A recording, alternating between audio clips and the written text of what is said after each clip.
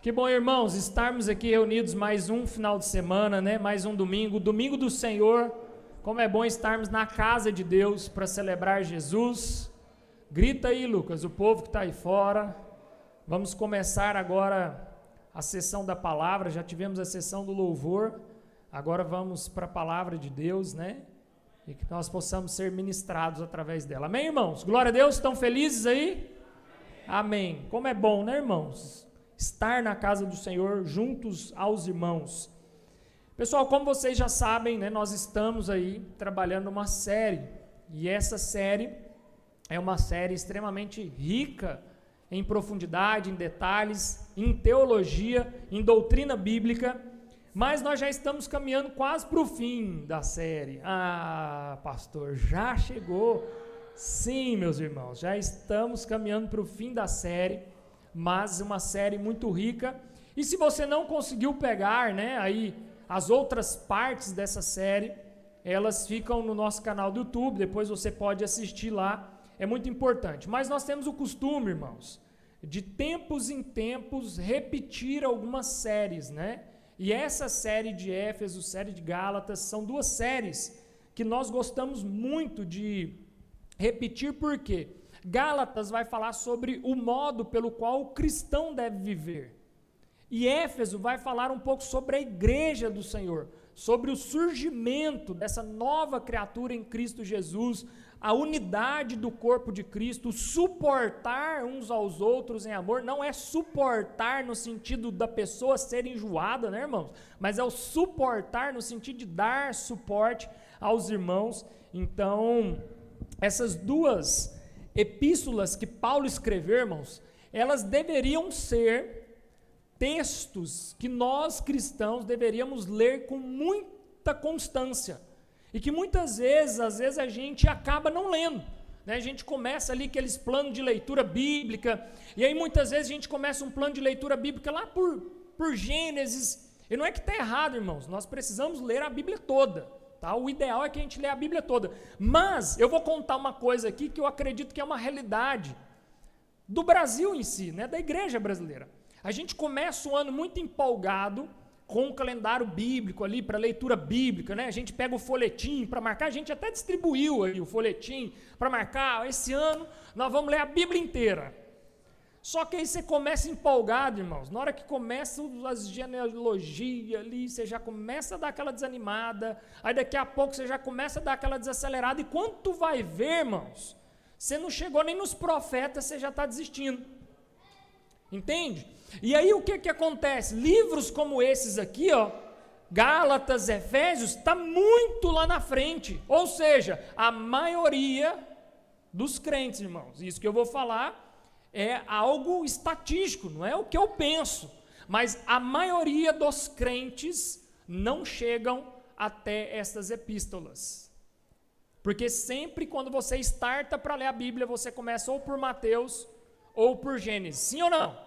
Você sempre começa ali, ou Mateus ou Gênesis, e até que quando você começa por Mateus, se você perseverar um pouquinho, você chega, mas a maioria não persevera nem chegar até aqui, porque ele vai ali, né, nos evangelhos, e nos evangelhos ele já acha muito repetitivo, ele fala, não, mas esse negócio está repetindo demais, está muito igual, parece que esses caboclos estão contando tudo a mesma história, e de fato está contando a mesma história, só que em óticas diferentes. E aí sabe o que acontece, irmãos? Por que nós muitas vezes somos crente velho de igreja, e a gente não tem um fundamento muito bem fundamentado e muito bem enraizado. Por quê? Porque as cartas mais teológicas de Paulo, as cartas mais doutrinárias de Paulo, a gente acaba não lendo, a gente acaba negligenciando, e aí a gente só fica no arroz com feijão.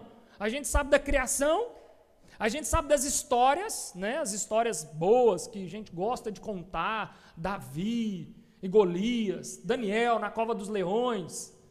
E aí a gente sabe sobre os evangelhos, Jesus Cristo nasceu, os reis magos e tudo mais, a manjedoura, só que a gente para nisso.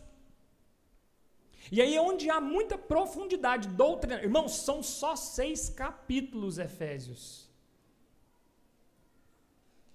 Existe um pastor amigo nosso, Mário Sérgio, ele ficou um ano inteiro estudando somente o livro de Efésios.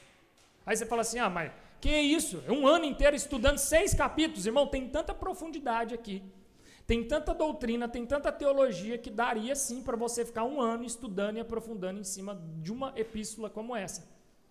Só que muitas vezes a gente não chega até essas cartas, a gente não se aprofunda nessas cartas, mas em 6 capítulos, Paulo aqui, irmãos, ele está falando sobre a natureza, a vida e a vocação da igreja.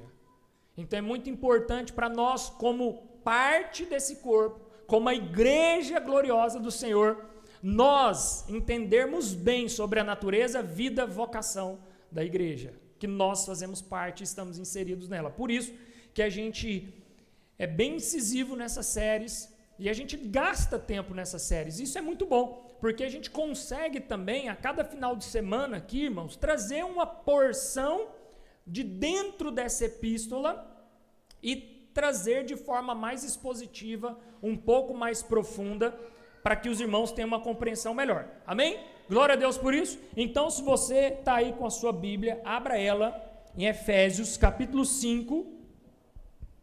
Efésios capítulo 5, a gente hoje então encerra o capítulo 5. Efésios 5, a partir do 22. E essa porção de hoje, irmãos, quem é casado aí, diga amém. Glória a Deus, é quase um curso de casamento, né? Aqui, Paulo que não casou, olha para você ver o tanto que Paulo era doutrinário, né? Paulo que não casou, mas inspirado pelo Espírito Santo de Deus, ele vai dar aqui uma aula sobre o casamento, né? Ele vai dar uma aula, uma lição aqui sobre a vida conjugal. Então, Efésios capítulo 5, a partir do verso 22, eu vou ler o 1, tá? O 21. Se coloca de pé, vamos ler todos aqui de pé, né? Eu vou ler na minha Bíblia, você vai acompanhar na sua aí, mas vamos todos de pé. Então, eu vou ler a partir do 21, tá bom? Que diz assim: sujeitai-vos uns aos outros no temor de Cristo. Aí o 22. Esposas, cada uma de vós, respeitai o vosso marido, porquanto sois submissas ao Senhor. Porque o marido é o cabeça da esposa, assim como Cristo é o cabeça da igreja, que é o seu corpo, do qual ele é o Salvador. Assim como a igreja está sujeita a Cristo, de igual modo as esposas estejam em tudo sujeitas aos seus maridos. Maridos, cada um de vós amai a vossa esposa, assim como Cristo amou a sua igreja e sacrificou-se, diga assim, por ela, a fim de santificá-la, tendo-a purificado com o lavar da água por meio da palavra, e para apresentá-la a si mesmo como igreja gloriosa, sem mancha, nem ruga, ou qualquer outra imperfeição, mas santa e inculpável. Sendo assim, o marido deve amar a sua esposa como ama o seu próprio corpo. Quem ama a sua esposa, ama a si mesmo. Pois ninguém jamais odiou o próprio corpo, antes o alimenta e dele cuida, assim como Cristo zela pela igreja, pois somos membros do seu corpo. Por esse motivo, o homem deixará pai e mãe e se unirá à sua esposa, e os dois se tornarão uma só carne.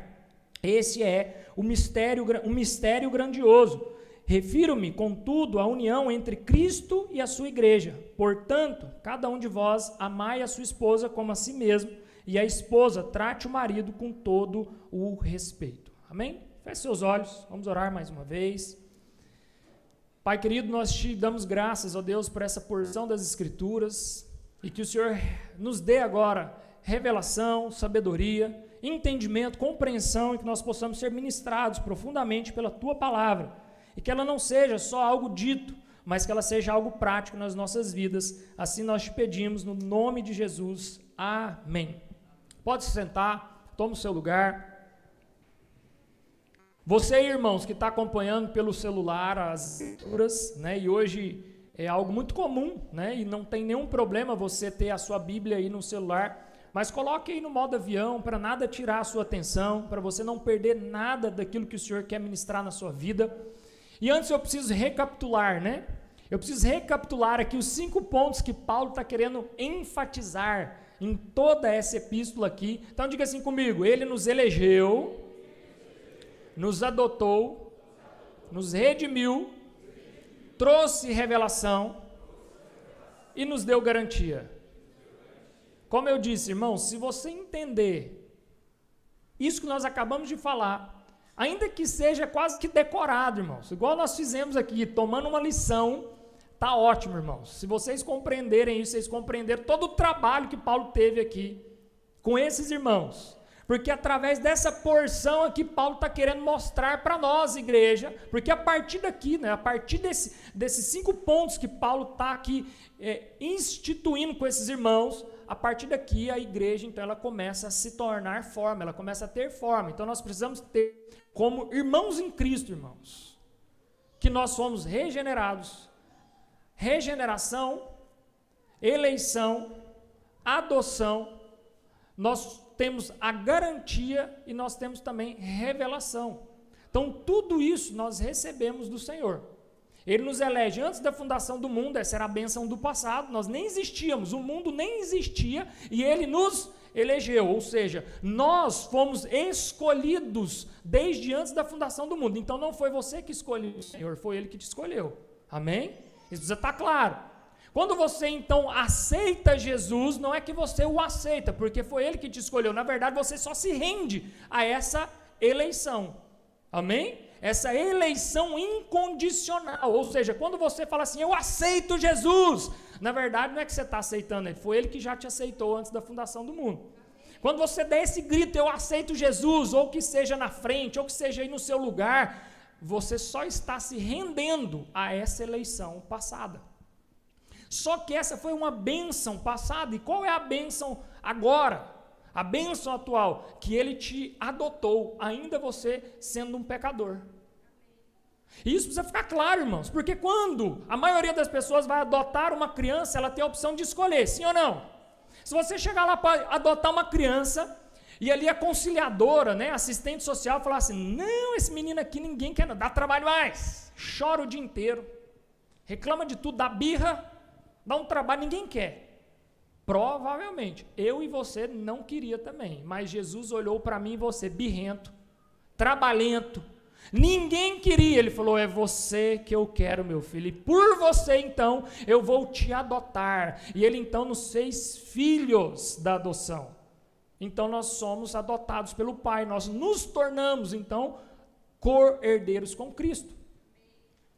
E por isso, então, foi redimido, não há mais condenação, irmãos, nós temos que caminhar com uma consciência que já não há mais condenação, já não há nada que te condene mais.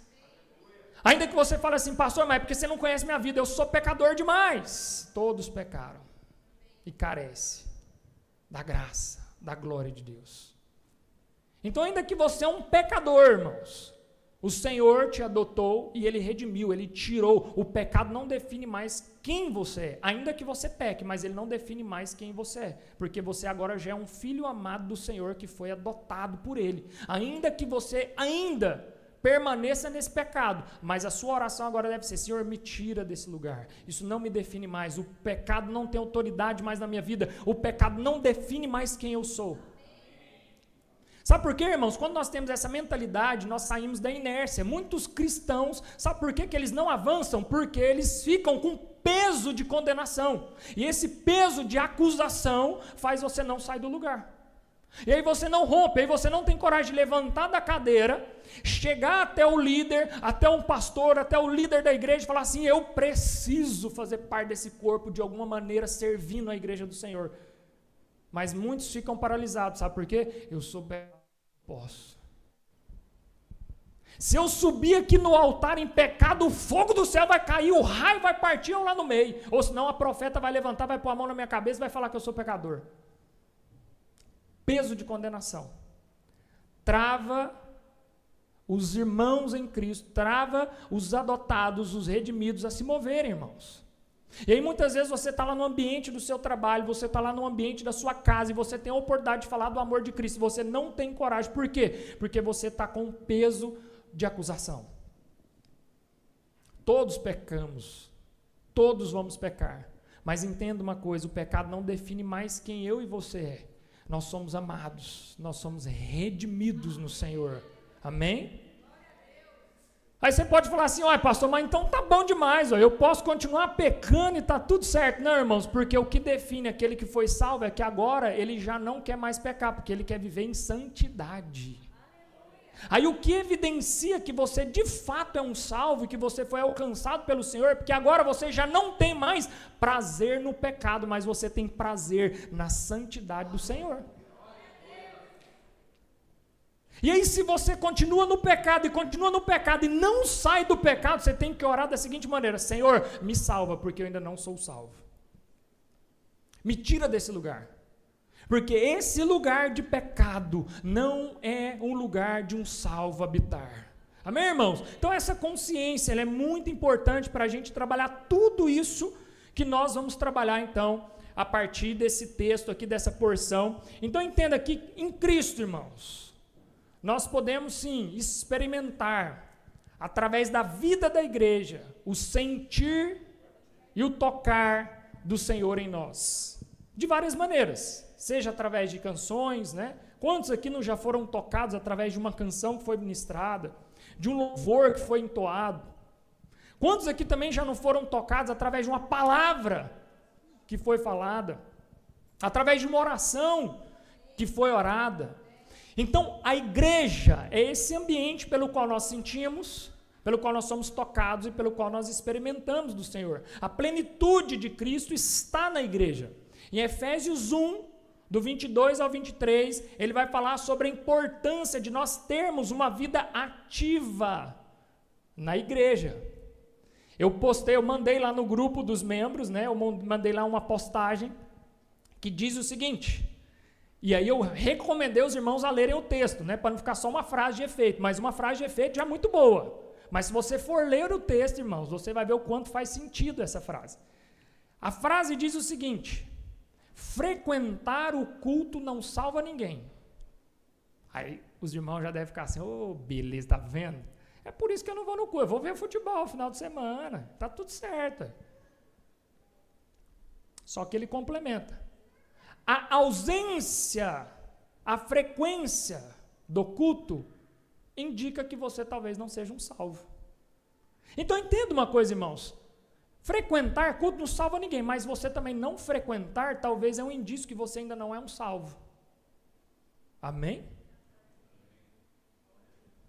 Então entenda uma coisa, irmãos. Um cristão que foi regenerado, que é nova criatura, que agora ele está em Cristo, ele ama a igreja, ele ama estar na igreja, porque ele faz parte da igreja, ele faz parte do corpo, ele ama estar nas programações da igreja, ele fica ansioso para o próximo domingo, porque ele entendeu que igreja é a comunhão dos santos, o partir do pão, a oração, a doutrina da palavra. Isso é ser igreja, irmãos.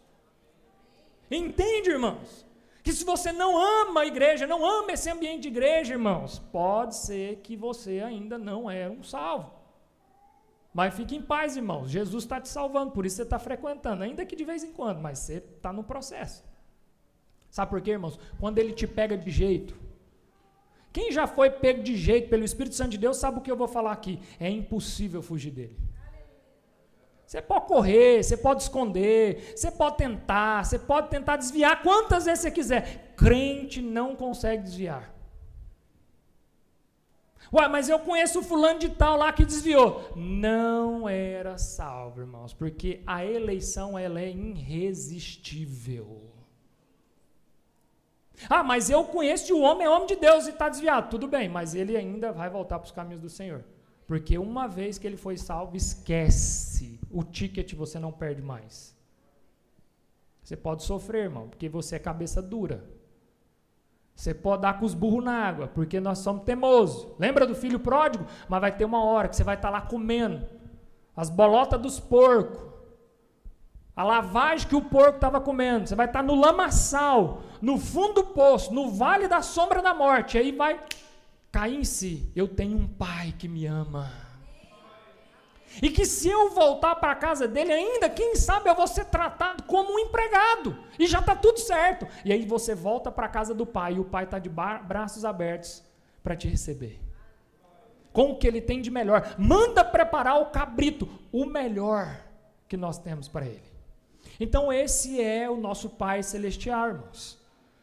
Só que o problema aqui desses irmãos é que Efésios, irmãos, foi uma cidade que foi tomada pelo Império Romano há 136 anos, mais ou menos, antes de Cristo.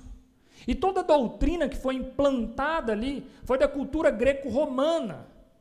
Toda a mentalidade que foi construída ali foi essa mentalidade desse povo. E por isso que Paulo, então, irmãos, ainda que pareça curtinha essa carta, mas, irmão, essa carta ela é muito profunda. E por isso que Paulo não se adeque a esse modo de pensar desse povo, a esse modo de falar, a esse modo de viver, porque nós somos agora nova criatura em Cristo Jesus. Então nós pensamos, falamos e vivemos como Cristo nos ensinou. Então nosso modo de falar, irmãos, ele tem que ser diferente. E eu não estou falando diferente no sentido que a gente tem que usar jargões, né, gospels aí, varão de guerra, a varoa. Não é isso, irmão, não é esse vocabulário, ainda que você possa usar, não estou falando que está errado, mas entenda uma coisa, não é disso que Paulo está falando. O falar que Paulo está falando é que as nossas palavras, elas têm que ser intencionais para o Evangelho. Tudo que eu falo tem que fluir de dentro de mim alguma coisa que vai culminar no Evangelho. E automaticamente isso vai refletir a minha forma de viver, o meu modo de viver. Então Paulo aqui no verso 21, quando ele vai falar assim, sujeitai-vos uns aos outros no temor do Senhor. Então Paulo aqui ele já está nos dizendo o seguinte, irmãos, que sujeição uns aos outros é algo que deveria ser normal no meio do povo de Deus. Mas sabe por que a gente tem muita dificuldade em sujeitar uns aos outros? Porque nós somos muito abusados. Muito abusado pela escola, pela política, pelo emprego, pelo seu chefe abusador, pelo líder da igreja que é abusivo, é controlador, é manipulador. Então tem um monte de gente ferida dentro da igreja que tem dificuldade em se submeter um ao outro. Só que sujeição um ao outro é algo que Paulo está falando, que é a importância de nós vivermos em unidade. É eu me sujeitar a você, é eu me doar para você. É eu suportar você, é eu dar suporte para você, mas nós temos muita dificuldade, sabe por quê? Porque todas as vezes que eu sou vulnerável, eu vou lembrar de um trauma do passado, e eu vou refletir ele dentro da vida de igreja, eu vou trazer ele para dentro da nossa realidade de vida de igreja. Só que, irmãos, nesse ambiente aqui, é um ambiente onde nós precisamos ser vulneráveis. Esse é o ambiente de sermos vulneráveis. Deixa eu dizer uma coisa para vocês que talvez a maioria não saiba. Porque todas as vezes que a gente viu uma cruz com Jesus Cristo pregado, vocês já viram uma cruz com Jesus Cristo pregado? A igreja católica usa muito, né? E aí tem um paninho, né, tampando as partes íntimas. Jesus foi crucificado nu. Porque a nudez dele, irmãos, a nudez de Cristo traz que toda a transparência estava sendo exposta naquele momento. E que todo o pecado da humanidade estava sendo lançado sobre ele, para que já não houvesse mais nenhuma condenação quando você se colocar nu, mas não é o nu de arrancar a roupa, é você se colocar nu perante o seu irmão, colocando para fora todas as suas mazelas e todas as suas carências. Então nós precisamos entender que o ambiente de igreja, irmãos, é um ambiente onde tem que haver conselhos, é um ambiente onde tem que haver um suporte um para o outro, é um ambiente de confissão, é um ambiente de segurança. Irmãos, nós já não confessamos uns mais para os outros. E a própria Bíblia fala que nós precisamos confessar uns aos outros. Qual foi a última vez que você chegou para um irmão experimentado ou maduro da igreja e falou assim, irmão, eu queria sentar com você somente para confessar algumas coisas? E muitas vezes nós temos dificuldade de nos libertar de alguns pecados de estimação que nós temos, sabe por quê? Porque nós temos dificuldade de compartilhar ele com algumas pessoas de segurança. Mas nesse ambiente de igreja, irmãos, deveria existir isso.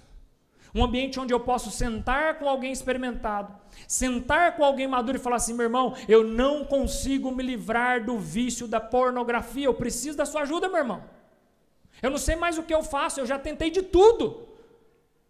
Aí, esse irmão mais experimentado, automaticamente, ele não vai sair fofocando, até porque né? Uma das nossas culturas internas é quando a fofoca chega no irmão maduro, ela tem que... Então esse irmão maduro, o que ele vai falar? Irmão, vamos orar. Vamos orar juntos, mas eu também vou criar uma rede de segurança junto com você. Faz o seguinte, meu irmão, qual é o momento que você mais é vulnerável para esse tipo de pecado? Ah, é tal momento. Então nesse tal momento, você me liga. Entende, irmãos? Igreja é isso. Igreja é a reunião do povo de Deus, onde uns estão ajudando os outros. Um está sujeitando e dando suporte ao outro. É isso que Paulo, então, está aqui tentando demonstrar através dessa palavra. E aí ele vai entrar em uma parte, irmãos, muito linda, que ele vai falar sobre a caminhada na vida conjugal e a representatividade que isso tem na vida da igreja. Ele vai pegar o casamento, irmãos, e vai trazer o casamento como reflexo do amor de Cristo pela igreja. Isso é para nós termos noção do quão importante é o matrimônio. A maior representatividade de o amor que Deus teve pela igreja, a maior representatividade física que nós temos hoje é o casamento. É a vida a dois. Então o casamento, irmãos, não é só essa união estável, civil que você tem, mas ele é uma representação espiritual. E através do seu casamento, você está testemunhando vida de Cristo para outros irmãos. E Paulo aqui ele vai fazer um comparativo, né, entre a relação conjugal, o amor de Cristo pela igreja, o padrão que nós temos que ter, então, no nosso casamento, jamais pode ser o padrão do mundo, irmãos. O padrão que nós temos que ter para o nosso casamento, sabe qual é? O Evangelho. O Evangelho se torna o padrão que nós temos que ter para o nosso casamento. E eu quero botar aqui o primeiro slide aí, libera para nós aí, Dinho. Olha só, a submissão da esposa, né, ele vai falar do verso 22, ali em diante. Eu vou ler aqui com vocês, diz assim: esposas, cada uma de vós, respeitai os vossos maridos, porquanto sois submissas ao Senhor. Daí ele vai falar, porquanto o marido é o cabeça da esposa, assim como Cristo é o cabeça da igreja, que é o seu corpo, do qual ele é o Salvador. Assim como a igreja está sujeita a Cristo, de igual modo as esposas estejam em tudo sujeitas aos seus próprios maridos. Mas tem muita gente que muitas vezes vai usar um texto como esse, né? E aí nesse contexto de abuso de poder e de controle, né, vai ter maridos que vai usar isso aí de uma maneira errada, né?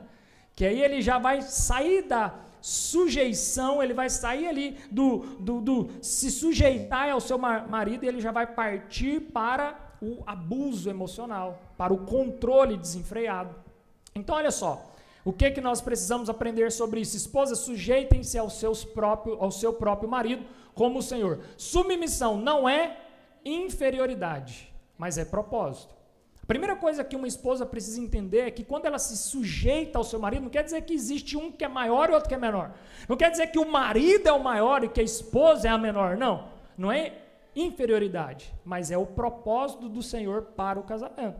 É que seja dessa maneira. A submissão é primeiramente a quem? Ao Senhor. Então primeiro você se submete ao Senhor. O marido é o líder espiritual, como Cristo é da igreja. Então esses conceitos, irmãos, eles precisam estar muito claros, porque a sujeição que Paulo está se referindo aqui é a mesma, aqui ele trazendo o contexto, lembra, greco-romano, que a mentalidade daquele povo não era a mentalidade greco-romana que estava implantada. Então essa sujeição que ele estava tentando trabalhar com esse pessoal, era a mesma que um soldado tinha quando ele entrava para o exército. Naquele tempo, quando um soldado ele se alistava e ele entrava para o exército romano, ele perdia completamente a sua liberdade e ele precisava se submeter a tudo aquilo que era o propósito do exército romano. Então olha só, esposas, ou quem está aspirante a ser uma esposa um dia, né? As meninas lá atrás, prestem atenção, viu? Todas que estão aspirantes a serem esposas, entenda uma coisa, quando você se alista para casar com o seu marido, uma vez que isso é efetivado através de uma união estável, você está se submetendo à missão que o seu marido carrega, ao propósito pelo qual ele carrega. Então era isso que Paulo estava falando. Quando você se alista para o exército, você perdeu agora a sua liberdade de fazer o que você quer, e agora você se submete à missão, ao propósito, ao objetivo que aquele exército tinha. Então a esposa, quando ela se une ao seu marido, está fazendo a mesma coisa. Eu vou pegar o outro, esse aqui está falhando.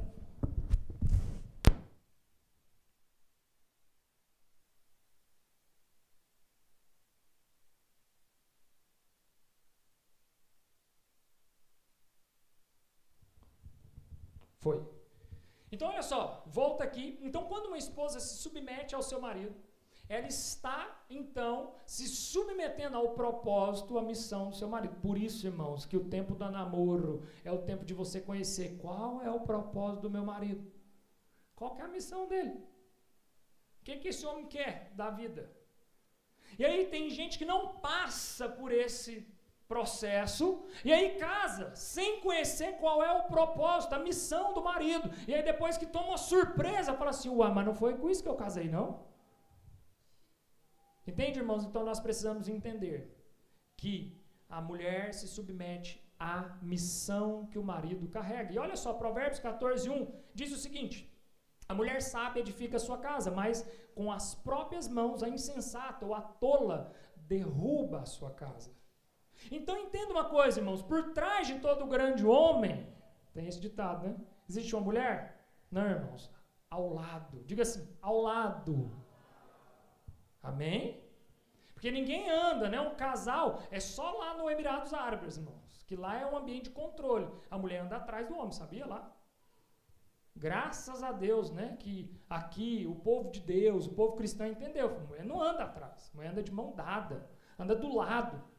Existe até aquela historinha da mulher do Barack Obama, né? Vocês já escutaram a história? Quando eles vão no restaurante, eles sentam no restaurante, quando eles vão sentar no restaurante, o garçom cumprimenta a esposa do Barack Obama, aí ele olha assim, fica de boa, aí depois eles sentam lá e ele vira e fala assim, ué, conhece ele? Naquele tom meio de sarcasmo, né? E ela fala assim, não, conheço sim, nós já namoramos lá atrás. Aí ele fala assim, então se você tivesse casado com ele, você seria esposa do garçom? Aí ela vira e fala, não, se eu tivesse casado com ele, ele seria o presidente da República dos Estados Unidos. Então entenda que submeter, irmãos, muitas vezes é você impulsionar a missão do seu marido para que ela se concretize. Porque provavelmente, realmente, se ele não tivesse uma mulher tão sábia quanto a que ele teve, talvez ele não seria nem o presidente da República. Então nós precisamos entender e deixar isso muito claro, para que não haja esse ambiente, né, de controle. E olha só essa próxima tela aqui, uma importância sobre a submissão. Submissão não é controle, abuso ou silêncio forçado, mas é respeito, apoio e honra à liderança amorosa. Amém? Glória a Deus. É isso que tem que acontecer aí na sua casa. Se está diferente isso aqui, então nós precisamos sentar, ter tempo de mesa, acompanhamento, ajustar isso aí. E casamento é isso, irmãos. Casamento é ajuste. Ajuste após ajuste, ajuste após ajuste, até esse negócio dar certo e fluir, e aí vai a vida toda, irmãos. É para a vida toda, tá? Não é uma opção para ver se dá certo. É uma missão para dar certo, amém? Então, entenda isso. Casamento não é uma opção para ver se vai dar certo. Casamento é uma missão para dar certo, tá? E não tem essa que, não está dando certo, o negócio aqui não está funcionando mais, tá? Só falta ajuste. A gente senta, junto, se pula, cuida e vai dar tudo certo. Então entenda uma coisa, esposas, sua atitude no seu casamento tem refletido o relacionamento de Cristo com a igreja? Isso é uma reflexão que você precisa fazer. E aí não acho que eu estou falando só das mulheres, não. Daqui a pouco eu vou pegar os homens de jeito aqui, viu? Pode ficar em paz aí, mulherada. Daqui a pouco a missão do homem é ainda um pouquinho mais difícil, porque o amor do homem é sacrificial. A Bíblia não está falando para a mulher morrer pelo marido, mas está falando para o marido, você tem que morrer pela sua esposa, assim como Cristo morreu pela sua igreja. O relacionamento da mulher com o marido é um relacionamento de submissão. Agora, o relacionamento do homem para com a esposa é um relacionamento de sacrifício. Sacrificial. Convenhamos, irmãs, irmãs, que esposa que não é apaixonada no homem que está disposto a morrer por você? Entende aonde está faltando ajustes às vezes? Porque às vezes a mulher está olhando para o marido e fala assim, rapaz, se o carro vier me atropelar, ele faz é me empurrar para ele se salvar.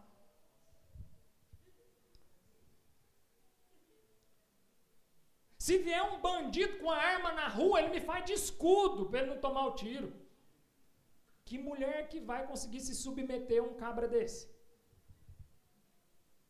Tem um vídeo na internet que veio uma avalanche, sei lá, uma onda, um negócio dentro de um restaurante, e eles estão vendo pelo vidro assim, aquele negócio vem e vai entrar para dentro do restaurante. O cara sai correndo, deixa as crianças para trás, sai tropeçando todo mundo para fugir. A mulher, meu irmão, pega as crianças tudo debaixo do colo, sai catando outro menino, segura os meninos, protegendo, e o cara sai correndo. Como que uma mulher dessa vai ser submissa a um homem como esse, que não está disposto a morrer por ela? Entende, irmãos? A seriedade de tudo isso que Paulo está tentando nos ensinar. Então, honrar e encorajar, irmãos, essa é uma função que as mulheres precisam trazer para dentro do seu lar. Essas são formas dela demonstrar a fé que ela tem em Cristo Jesus e a paz que ela quer promover no lar toda vez que ela honra e encoraja o seu marido. E aí Paulo no verso 24 ele vai dizer assim como a igreja está sujeita a Cristo, de igual modo as esposas estejam em tudo sujeitas aos seus próprios maridos. Cristo e a igreja, irmãos, Cristo e a igreja é a representação da esposa e o marido. Então não é uma relação somente de consumo, não é uma relação de troca somente. Você me entrega algo, eu te entrego algo. Não, irmãos, não é isso. É uma relação de aliança, de um só corpo, de se tornar um só. Mas, infelizmente, o principal fator ainda de separação dos casamentos é a traição, irmãos. O principal fator que ainda separa casamentos, segundo a USP, o estudo da USP, olha o quanto nós, como igreja, precisamos ser efetivos nos casamentos e falar sobre esse tema. Por isso que Paulo, irmãos, no meio de uma carta, imagina Paulo, no meio de uma epístola, no meio de uma carta teológica, doutrinária, ele começa a falar de casamento. Um homem que não casou.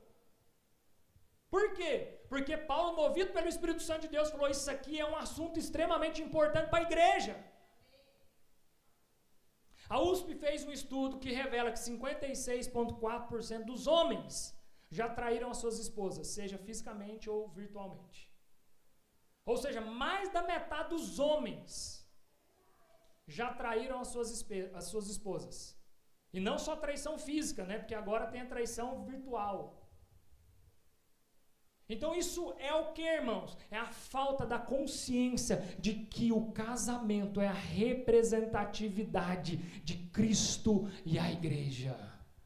Porque quando eu tenho essa consciência que o meu casamento é a representação de Cristo e a igreja, irmãos, até para eu pensar em traição, eu já tenho que ter temor. Eu já tenho que ter um temor santo na minha mente, falar assim, Jesus, tira esse pensamento da minha cabeça. Porque o meu casamento é a representação entre o noivo e a igreja santa, sem mancha.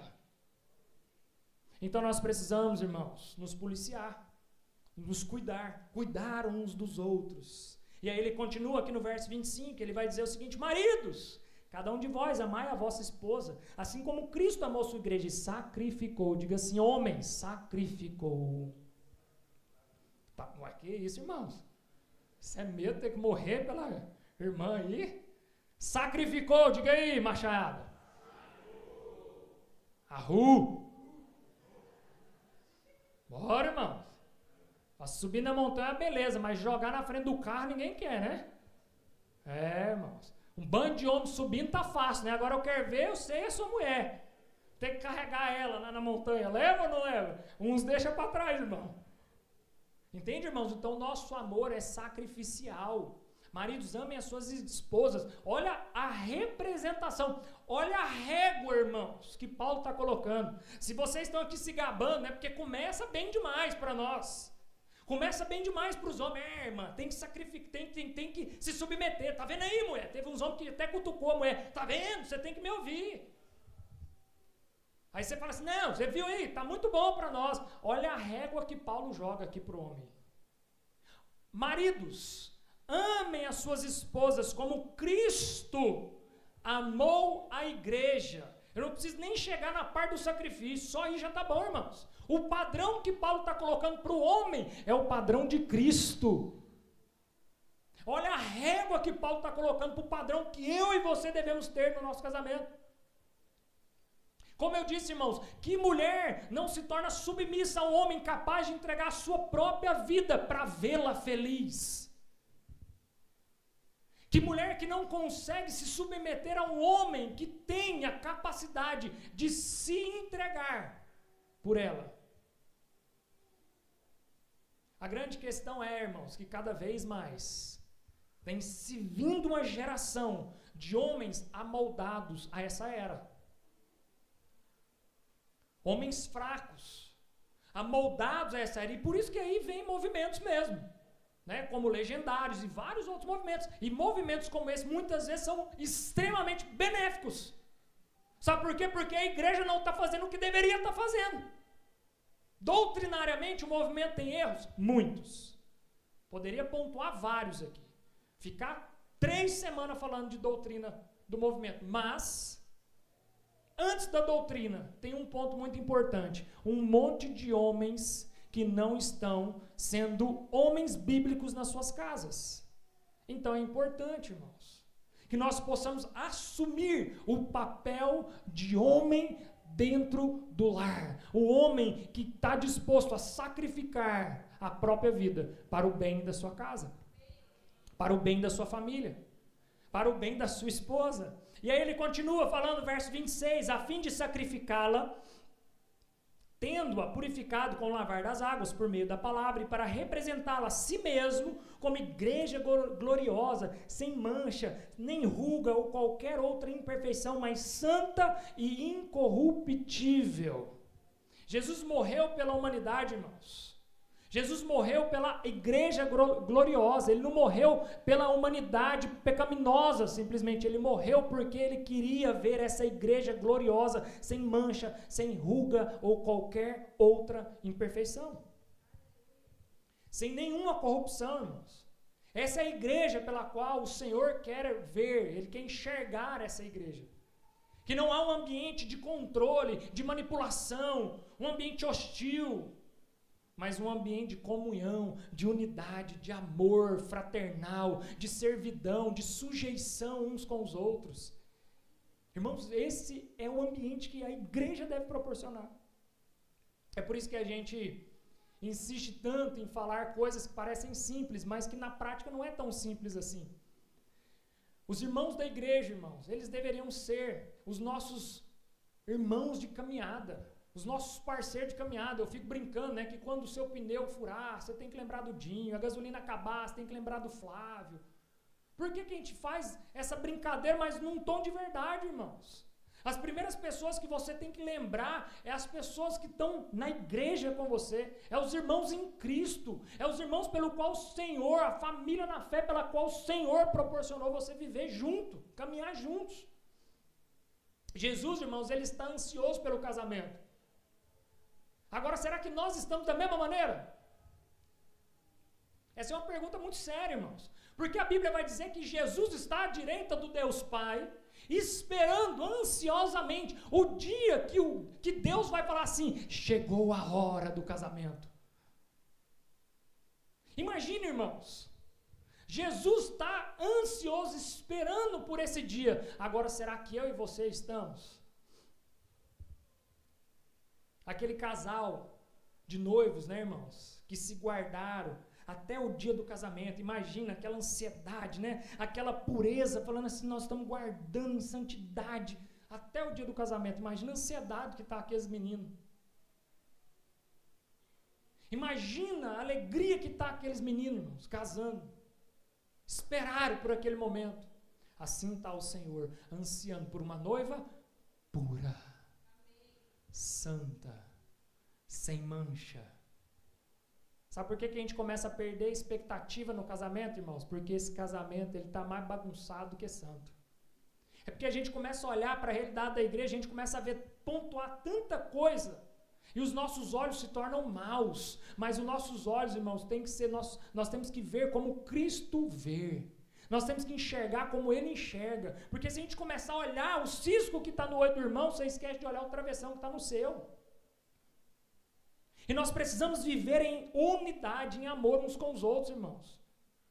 Porque senão a gente começa a perder a expectativa desse casamento. Porque você começa a olhar para tanto problema, tanta coisa dentro da igreja, você fala assim, não, essa noiva aí não é a noiva do Senhor, não é a santa, não é a incorruptível, essa noiva está corrompida, essa noiva está suja, está manchada, está cheia de erro. E aí você começa a perder essa expectativa escatológica do casamento. É por isso que muitas vezes nós já não temos mais a expectativa que Cristo pode voltar a qualquer momento. A grande verdade é, irmãos, que nós não acreditamos que Jesus possa voltar hoje à noite. A maioria de nós fala assim, minha avó falava que Jesus ia voltar, minha mãe também, mas até hoje não voltou, capaz que ele volta só lá para frente. Sem nem se meus filhos vai ver Jesus voltar. A maioria de nós pensa dessa maneira, irmãos, e ainda que Jesus vá voltar daqui 100, 200, 300, 1000 anos, não importa, porque para Ele 1000 anos é um ano, um dia pode ser 1000 dias, não importa o dia nem a hora, eu e você precisamos estar aqui, preparado para qualquer momento Jesus voltar. Nós precisamos estar prontos, irmãos. Por quê? O padrão, então, aqui que Paulo está elevando, a régua, o padrão é Cristo, o amor deve ser sacrificial, protetor, purificador, zeloso. O marido é chamado a liderar com humildade. Ele é chamado a amar, irmãos, com a liderança humilde, com abnegação. Ou seja, ele serve também a sua esposa, não é só a esposa que serve o marido. Porque quando às vezes vocês leem esse texto, fala sujeitai-vos, né? As mulheres têm que ser submissas. Aí você fala assim, tá vendo? Eu arrumei foi um escravo, não foi nem uma mulher. Foi, vai fazer tudo que eu quiser agora para mim. E o marido precisa entender, irmãos, que ele também lidera com humildade, com servidão, com amor. Verso 28, ele diz o seguinte, irmãos, olha o que ele vai dizer aqui. Sendo assim, o marido deve amar a sua esposa como amou o seu próprio corpo. Quem ama o seu próprio corpo, quem ama a si o seu próprio corpo, quem ama a sua esposa, ama a si mesmo, pois ninguém jamais odiou o próprio corpo, antes o alimenta e cuida dele, assim como Cristo zela pela igreja. Ou seja, maridão, você precisa cuidar da sua esposa, amar a sua esposa, como você cuida do seu próprio corpo, como você ama você mesmo. Paulo não diz, governe suas esposas, ele diz, amem as suas esposas como Cristo amou a igreja. Isso exige de nós, irmãos, uma renúncia do ego. Nós temos que renunciar o nosso ego, ter sensibilidade espiritual e ter uma ação prática de cuidado no nosso dia a dia. Precisamos ter uma ação prática, não só teórica, mas prática de cuidado no nosso dia a dia. Ele segue aqui do verso 28 ao 30 dizendo o seguinte, falando sobre o marido deve amar sua esposa, quem ama o seu próprio corpo. No 30 ele diz o seguinte, pois somos membros do seu corpo, por esse motivo, olha o que ele vai citar aqui agora, ele vai citar o Gênesis, por esse motivo o homem deixará pai e mãe, se unirá à sua esposa e os dois se tornarão uma só carne. Ou seja, irmãos, ambos se tornarão uma só carne. Quando um membro do corpo está ferido, todo o corpo se fere. No casamento é assim, irmãos. Quando nós nos tornamos uma só carne, se eu ferir a minha esposa, automaticamente eu também estou me ferindo. Porque ambos são um só corpo, uma só carne. Somos um só agora em Cristo Jesus. Só que infelizmente existe uma síndrome no meio dos homens dessa geração. Sabe qual é ela? É casado, mas quer viver como solteiro. Tem um monte de homem que é casado, mas quer viver como solteiro. Irmãos, homem casado não faz o que quer, faz o que precisa. Como eu queria fazer o que eu quero, irmãos. Hoje mesmo era um dia que eu queria fazer um monte de coisa que eu queria, mas eu tive que fazer tanta coisa que eu precisava fazer. Entende, irmãos? Homem casado, ele tem que se portar e viver como um homem casado. O tempo de solteiro acabou, irmãos. Agora você tem uma responsabilidade. Mateus 7,12 vai dizer: assim em tudo, façam uns aos outros o que vocês querem que eles façam a vocês. Então, homens e mulheres, casados, em tudo, façais uns aos outros, assim como você quer que também façam para vocês. O marido, irmãos, ele é o pastor da sua casa. Você está ali responsável por cuidar da vida espiritual do lar, mas não só da vida espiritual, mas da vida emocional também. É importante você entender, irmãos, que você é o homem dessa casa que cuida da parte espiritual, você é o pastor da sua esposa, mas você também precisa cuidar das emoções da sua esposa. O Salmo vai dizer: ele é o meu pastor e nada me faltará, né? Será que a sua esposa pode replicar isso dentro da sua casa? E quando eu falo em nada me faltará, eu estou falando de recurso. Porque tem muitos maridos que acham que o recurso é o suficiente e pronto, acabou. Porque aí a mulher vem questionar alguma coisa, ele fala assim: mas não te falta nada. Você pode fazer academia, você faz unha, você faz cabelo, você vai no shopping, você gasta, você tem cartão black. Mas não é disso que ela está falando, irmãos. Não é só disso que ela quer. O Senhor é o meu pastor e nada me faltará, não vai me faltar nada. Segurança, proteção, amor sacrificial, é isso que ela quer ver. Irmão, deixa eu te falar uma coisa: mulher gosta de conversar, você sabia disso? Essa talvez é a parte mais difícil do casamento, irmão, que mulher gosta de conversar. Mulher gosta de tempo de qualidade, irmãos. Tempo para mim é algo muito escasso, mas se eu não der tempo para minha esposa, irmãos, como é que vai fazer? Ela ama tempo de qualidade. E para mim tempo é cronometrado. Entende? Mas eu preciso o quê? Sacrificar o meu tempo para poder doar para ela. Porque o meu amor é sacrificial. Mulher, irmãos, gosta de atenção. Muita atenção. Mulher gosta de se sentir importante. Mulher gosta de se sentir valorizada. Mulher gosta de elogio, irmãos. Então entenda uma coisa: não é só um cartão ilimitado que vai resolver o seu problema. Até porque para você dar um cartão ilimitado para manter ele, você vai ter que trabalhar igual um escravo. E você não vai conseguir dar tempo de qualidade para ela. Você não vai conseguir dar carinho para ela. Você não vai conseguir dar um bom tempo de conversa para ela. E aí só o dinheiro não vai fazer ela se sentir importante. Entende, irmãos? Porque com dinheiro você paga uma prostituta e não uma esposa. Entende, irmãos? Essa é a seriedade do casamento, irmãos. Você entende por que a traição é o maior índice de separação no casamento? Porque a traição, você vai lá, faz tudo que você quer, vai embora e não tem mais nenhuma responsabilidade.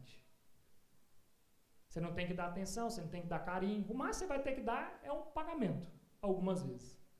Então entende, o casamento não é sobre isso, irmãos. Muita gente casa, né? E aí, nós temos um público aqui de maior, né? Tem só umas menor, mas tá tudo bem. Muita gente casa para poder fazer sexo. Só que depois que casa, descobre que sexo não segura casamento, irmãos. Ele é necessário, ele é importante. Mas do mesmo tanto que ele é importante, ele deixa de ser importante quando é só por esse o motivo do casamento.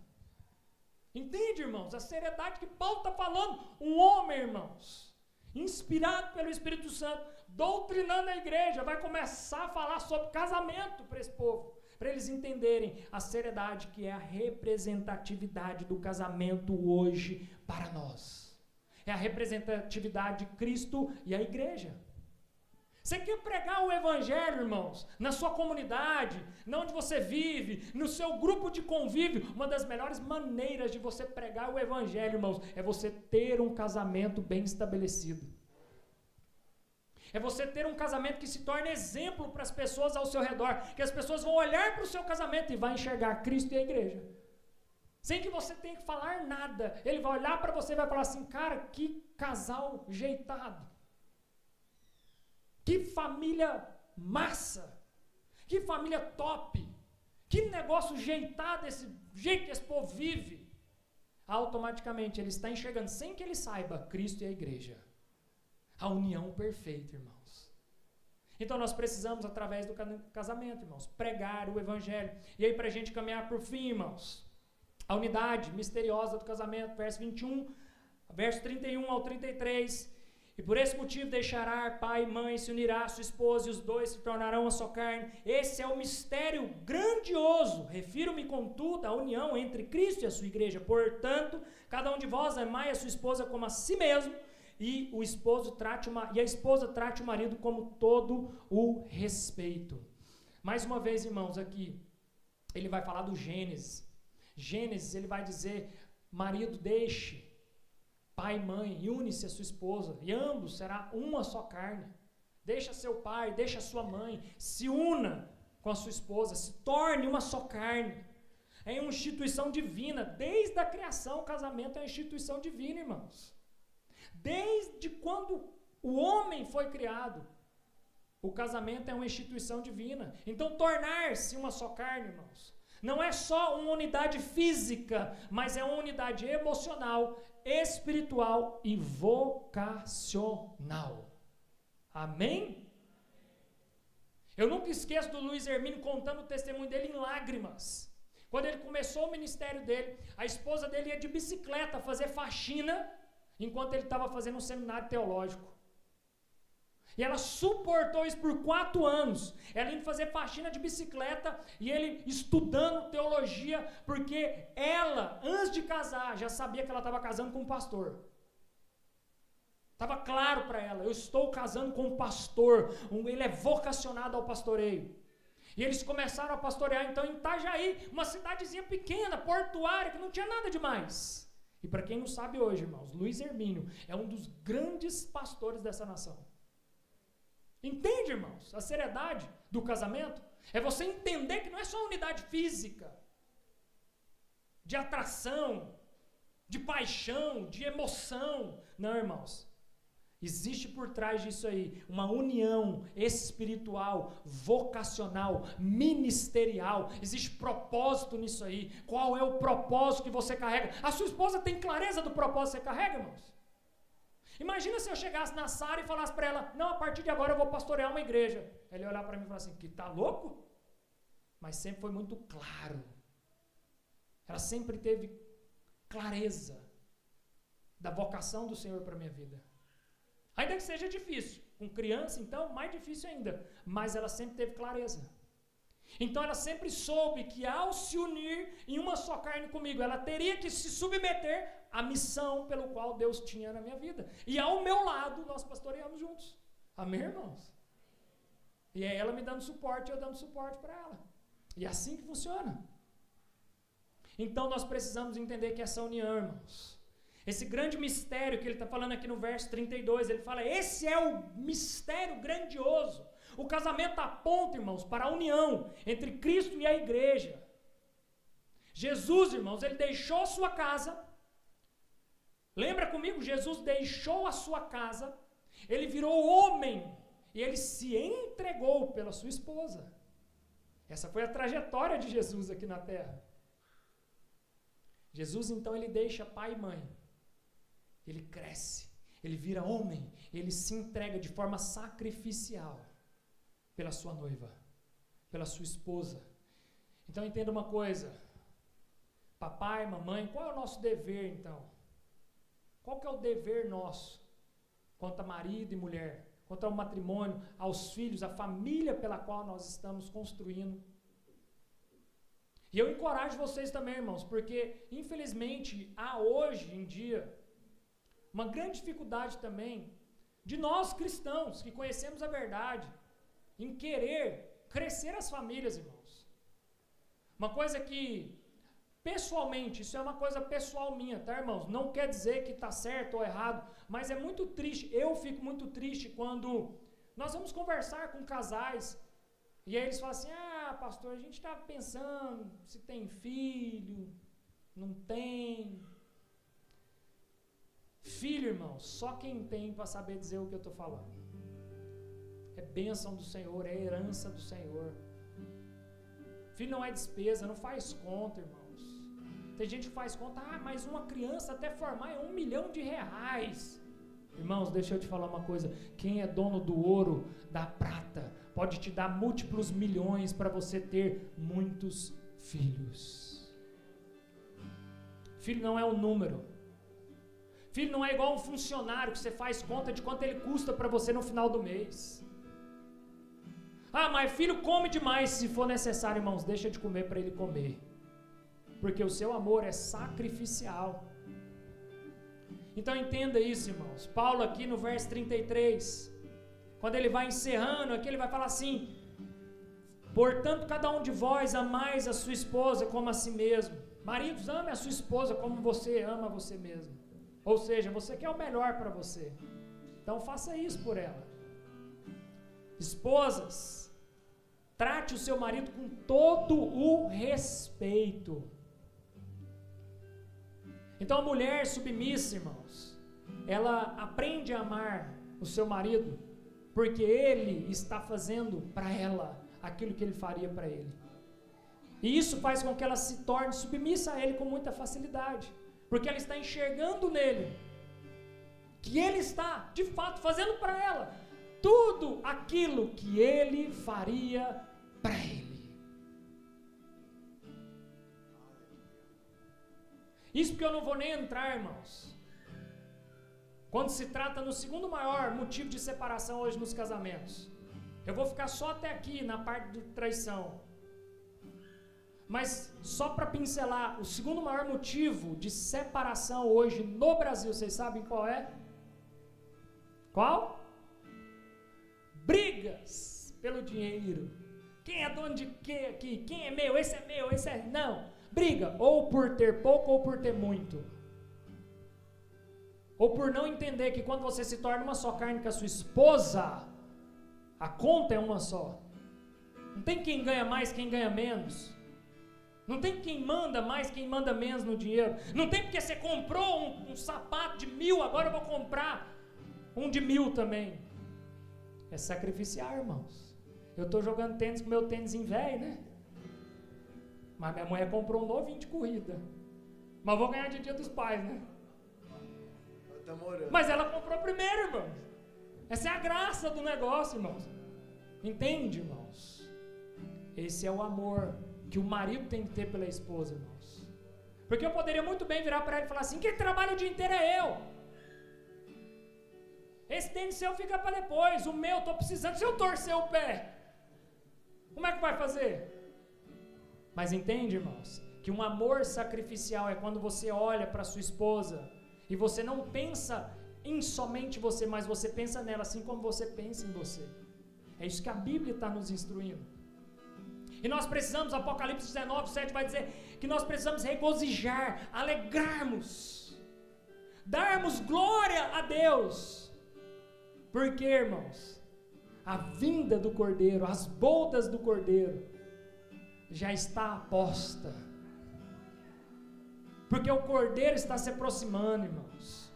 Então o marido, ele deve amar a sua esposa como a si mesmo. A esposa deve respeitar o seu marido. E o casamento, irmãos, não é só um contrato civil, mas é uma aliança espiritual.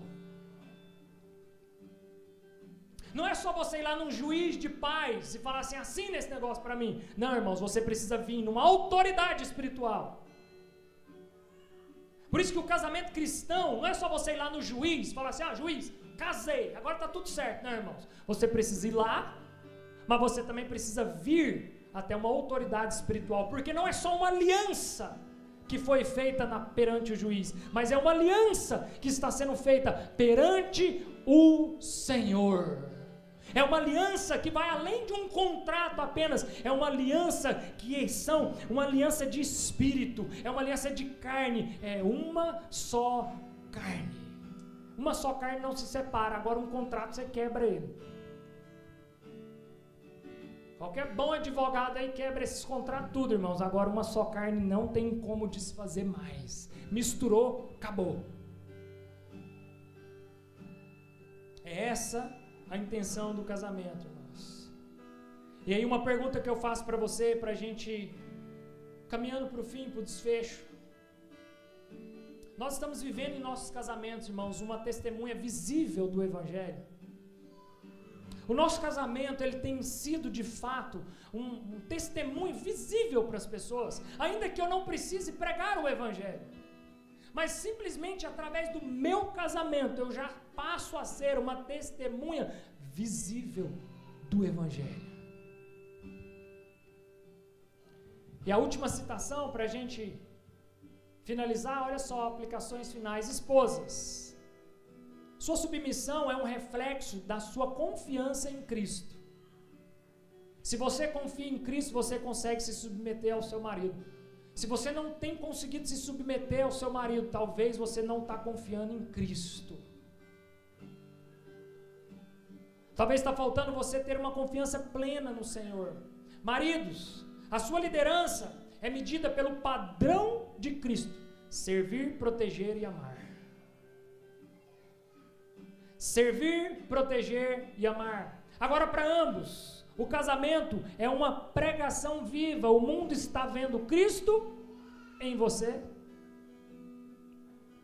Casamento não é sobre quem manda, irmãos.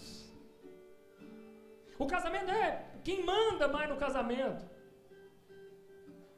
Infelizmente, a gente tem um péssimo hábito, né, de brincar. E que uma brincadeira que muitas vezes de mau gosto, né, mas a gente vira e fala assim: lá no casamento fulano de tal é a mulher que manda. Casamento não é sobre quem manda, irmãos. Casamento é sobre quem ama. Casamento é sobre quem serve mais um ao outro. Eu quero te convidar a se colocar de pé para que a gente possa fazer as considerações finais e orar. O casamento cristão, irmãos, ele tem que ser santo, sacrificial, espiritual. Ele precisa ser um sinal visível da graça do Senhor sobre a vida de vocês. E o seu lar, irmãos, que o seu lar seja um espelho do céu aqui na terra. Que as pessoas, ao entrarem no seu lar, eles possam vivenciar um espelho do céu aqui na terra. Pastor, mas está muito difícil lá em casa, é muita briga, é muita discussão, é muito desajuste. Irmãos, a melhor forma de você ajustar seu lar, a melhor forma de você ajustar o seu casamento é sentando à mesa, é compartilhando o alimento espiritual, é sendo vulnerável um com o outro. Tem mulher que se abre muito mais com as amigas do que com o próprio marido, está errado. Não, mas eu não tenho liberdade com o meu marido, mas você tem liberdade para se despir e deitar com ele, e não tem liberdade para abrir o seu coração? Você tem liberdade para fazer a coisa mais íntima que um homem e uma mulher pode fazer, mas você não tem liberdade para sentar à mesa e abrir o seu coração. Tem homens que é muito mais amigo dos amigos do que amigo da esposa. Está errado, irmãos. A sua maior companheira, seu maior parceiro de vida tem que ser o seu cônjuge. Porque o seu cônjuge vai estar com você em todo e qualquer momento. Ainda que você tenha bons amigos, mas vai ter algum momento que provavelmente esse amigo aí ele pode te deixar na mão, irmãos. Agora a sua esposa, o seu marido não. Ele sempre estará ali com você. Então meu apelo para você nessa noite: se há falhas, Cristo pode restaurar. Se há muito orgulho nesse casamento, Cristo pode quebrar todo orgulho, irmãos. Se há frieza espiritual, Cristo pode reacender a chama em todos os aspectos. Clame ao Senhor, irmãos. Entregue o seu casamento 100% à vontade do Senhor. Eu e minha esposa, a gente sempre tinha uma frase, né? No final das nossas cartinhas, dos textos que a gente mandava um para o outro, a gente sempre falava assim: que a nossa relação esteja no centro da vontade de Deus. Porque nesse lugar, irmãos, a gente não vai errar. Quando eu estou no centro da vontade de Deus, irmãos, fica muito mais difícil de eu cometer erros. Então que você nessa noite, você possa entregar o seu casamento, a sua relação, ainda que você não é casado, irmãos, mas você entendeu e compreendeu o que o Senhor quer ministrar na sua vida. É que Cristo e a igreja é a união, o casamento perfeito. Paulo, irmãos, que escreveu toda essa epístola, toda essa carta, foi escrita pelo homem que não casou, mas que compreendeu a representatividade do casamento. O casamento perfeito, o casamento mais esperado, e é sobre esse casamento que eu quero te convidar a você abrir os seus olhos também nessa noite.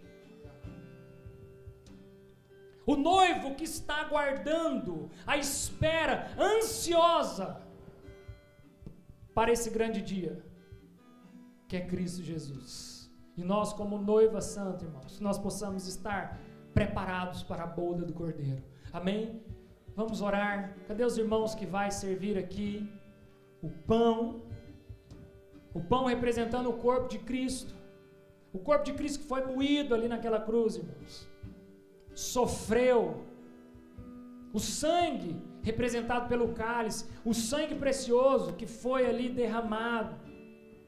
Assim como essas uvas, elas foram pisoteadas até se tornar esse suco que hoje representa o sangue de Cristo. E nós fazemos isso, irmãos, todos os domingos. Por que nós fazemos isso todos os domingos? Bom seria que você fizesse isso na sua casa de segunda a sábado e domingo junto aqui com os irmãos. Porque a ceia do Senhor, irmãos, é a representatividade, é o sacramento daquilo que já foi posto, é trazer à memória aquilo que Cristo fez por mim e por você, naquela noite em que Ele foi traído, em que Ele foi levado, irmãos, e a gente traz à memória então o corpo dele, que foi moído, foi partido, e o sangue que representa essa nova aliança que nos une, uma nova aliança que uniu todos os povos. Já não há mais separação, já não há mais divisão, mas agora nós somos um só povo, uma só nova unidade, uma só nova humanidade em Cristo Jesus. E por isso então nós tomamos do cálice que representa essa nova aliança. Amém? Deus, mais uma vez nós louvamos ao Senhor, glorificamos o teu nome, apresentamos diante de ti aqui o pão, o cálice da nova aliança, que ao comermos e ao bebermos, que nós possamos fazer para a glória de Deus, e que nós possamos lembrar desse dia, ó Pai, e que nós façamos até que Ele venha. Enquanto nós cantamos uma canção, você pode sair do seu lugar, você pode pegar do pão, você pode pegar do cálice, e aí você volta para o seu lugar, tem um tempo com o Senhor, espere para que todos nós possamos ceiar juntos. Amém?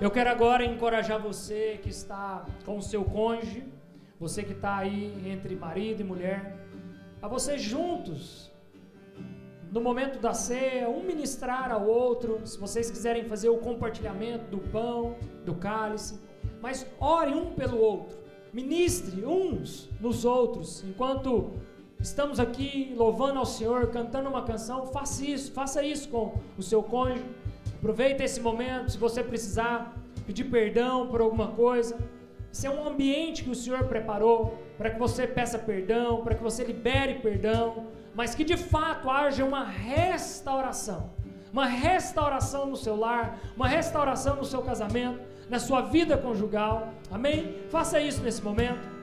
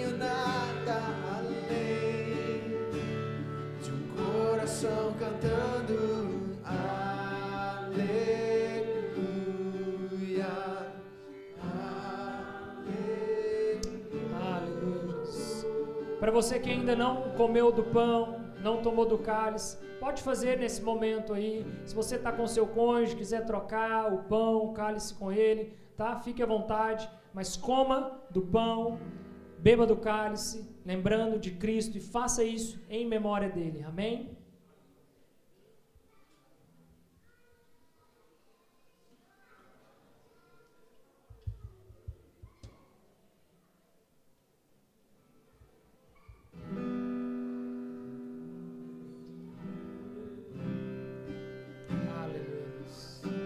Obrigado, Jesus. Louvamos o teu santo nome, ó Deus, pois o Senhor é o único que é digno, ó Pai, de toda honra, de toda glória, ó Deus. É para Ele, ó Deus, para Ele são todas as coisas.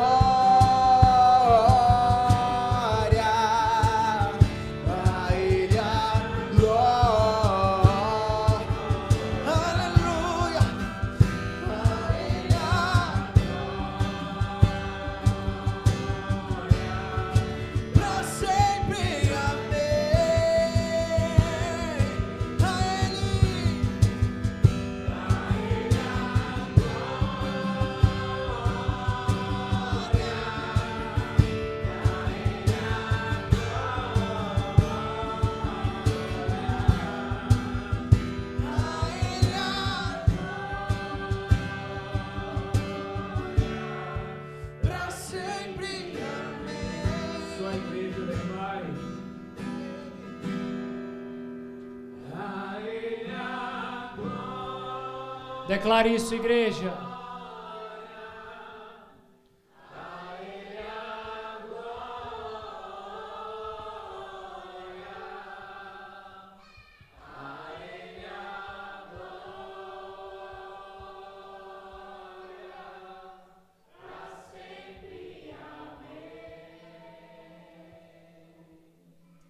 Toda glória seja dada ao único que é digno de toda honra, toda glória e todo o louvor. Aplauda Jesus Cristo, glorifique a Ele.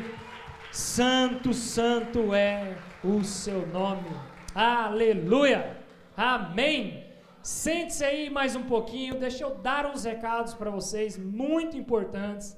Mas não perca, irmãos, não perca tudo aquilo que foi ministrado.